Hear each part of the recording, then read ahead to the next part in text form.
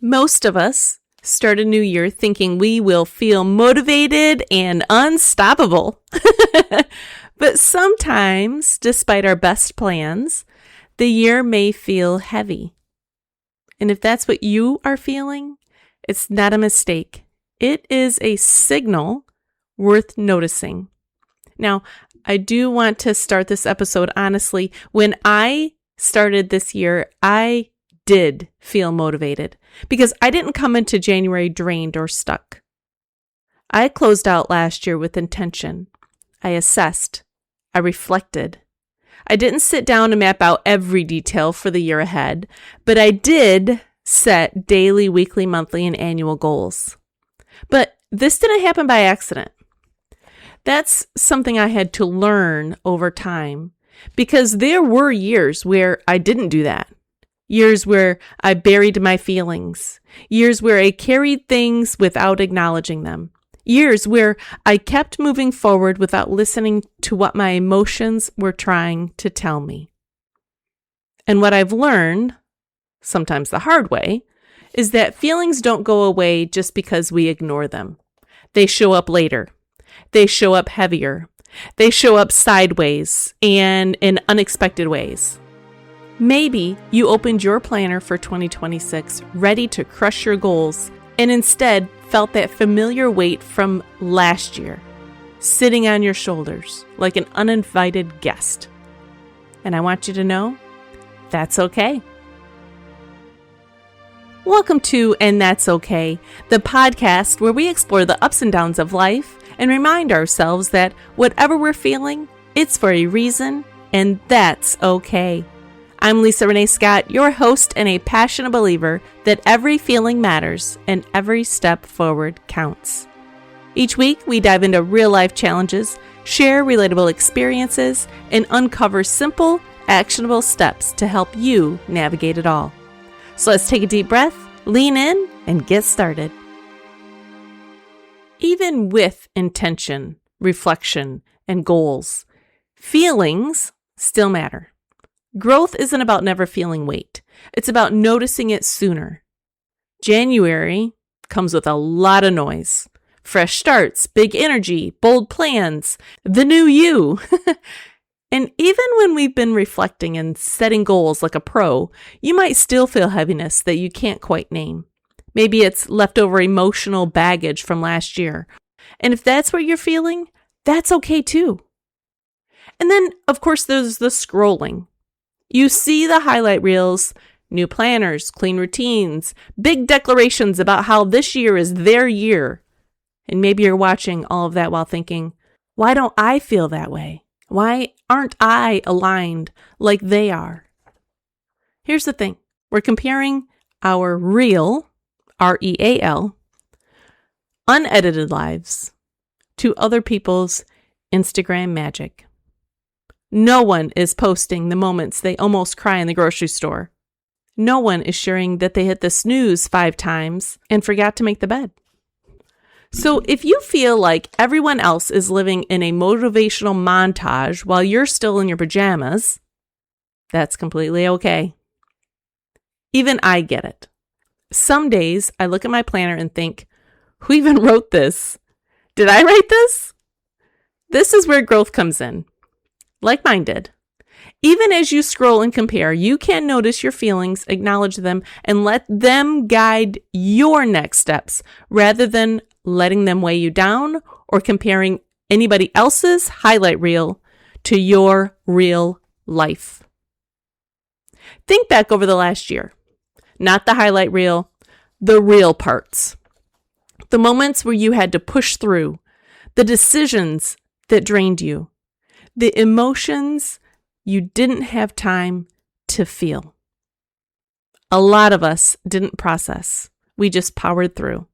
And now, here we are, starting a new year, still carrying those pieces from last year.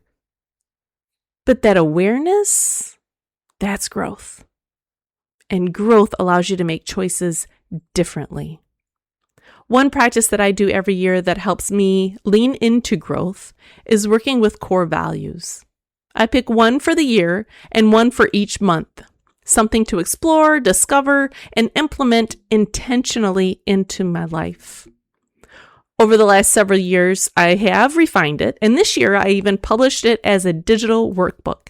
It's completely free, and if you want to try it, you can grab it from my website. It's a simple way to take the reflection you're doing here today a step further.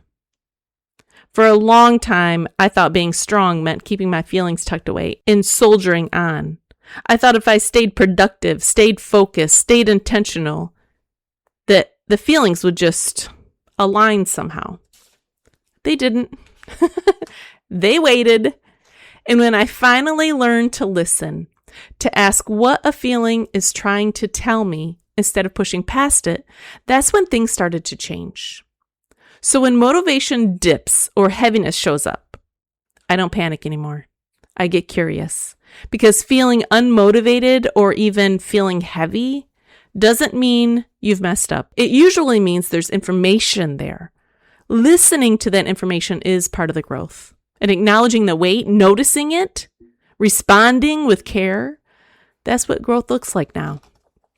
And if you need a little reassurance here, just know that you have feelings and that's okay. Moving forward doesn't mean doing more. It might look like stabilizing, like creating space, like choosing support instead of pressure. Progress doesn't always come from intensity. Sometimes it comes from gentleness. And if you're someone who sets goals, reflects, and plans intentionally like I do now, that gentleness is just another tool in your growth toolbox. Here's how you can move forward in a way that honors both your motivation and your feelings in this beginning of the new year. I want you to, step 1, name one thing. This week, write down one thing you're still carrying from last year. Just one. Not to fix it yet, just to acknowledge it. Step 2 is to shrink the focus. If everything feels heavy, it's probably because you're trying to reset everything at once. So I want you to pick one focus for this month. Are you looking to boost your energy? Are you looking to eat healthier? Are you looking to get into the gym more often? Are you looking for more rest? By the way, more rest does not mean more sleep, but that's another topic. Are you looking for emotional clarity? I want you to just think about one thing for the rest of this month and let the rest of it wait for another month. Compiling on too many new things can become very overwhelming. Step 3, create an anchor. Pick one small daily habit, a short walk, a quiet prayer, a few deep breaths before starting your day. Consistency creates safety, which allows growth to unfold naturally. You will begin to feel a difference. These steps aren't about chasing motivation. They're about moving forward even when the year feels heavy. If there's one thing I hope you take from this episode, it's this. You can be motivated. You can be intentional. You can set goals and reflect honesty and still feel emotional weight. It doesn't mean you've messed up. It means you're paying closer attention. Growth isn't about silencing your feelings. It's about letting them inform you how to move forward. If this new year feels heavier than you expected, even with all the planning and intention you brought into it, I want you to know that's okay. Thanks for tuning into this episode of And That's Okay. I hope our conversation left you encouraged and equipped with practical steps you can start using in your own life. If you enjoyed today's episode, please subscribe, leave a review, and share it with someone who might need this message. And if you're loving the podcast, you'll definitely want to grab a copy of my book, And That's Okay. It's available on Amazon or through my website. Just check the link in my bio or the captions of this episode. For daily inspiration, reflections, and more tools to support your growth, come connect with me on social media. I'd love to hear how you're applying these steps in your own life. Before we wrap up, I want to remind you that I'm not a licensed doctor or a therapist. I'm simply sharing experiences and insights that have helped me and others like me along the way.